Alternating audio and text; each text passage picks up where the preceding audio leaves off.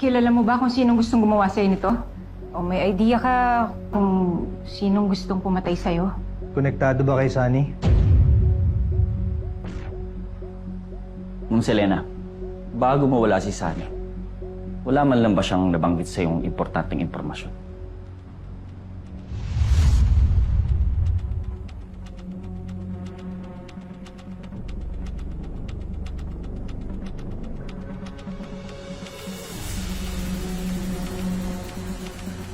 Teka, saan ka pupunta? Alis ka?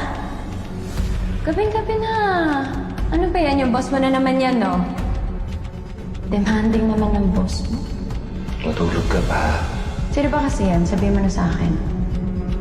Marami siyang pera at makapangyarihan siya. Hindi mo na kailangan malaman kung sino. O paano kung hindi ka na bumalik? Ha? Sino tatanungin ko? Sino pupuntahan ko? May kilala ko rin kung sino yung boss mo niyan. Kung ano man yung malaman mo, sa'yo na yun. Huwag na huwag kang magtitiwala kahit kanino. Lalo sa mga pulis. Ang dami niyang galaway sa loob. Wala po eh. Sorry, wala talaga akong matandaan. Sir, baka pwede ninyo akong tulungan. Natatakot na ako. Ayoko nang umuwi sa amin. I can endorse you sa witness protection. Pero kailangan mo magipagtulungan sa ongoing investigation ng San Isidro Bank robbery at yung kidnapping sa anak ni Mayor Guerrero. Sige po, sige po. At dadalhin ka sa isang safe house. Sasamahan ka ni Noble sa Caribbean.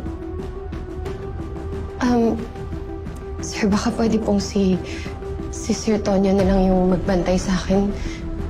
Mas may tiwala po kasi ako sa kanya. Siya po yung nagligtas sa akin.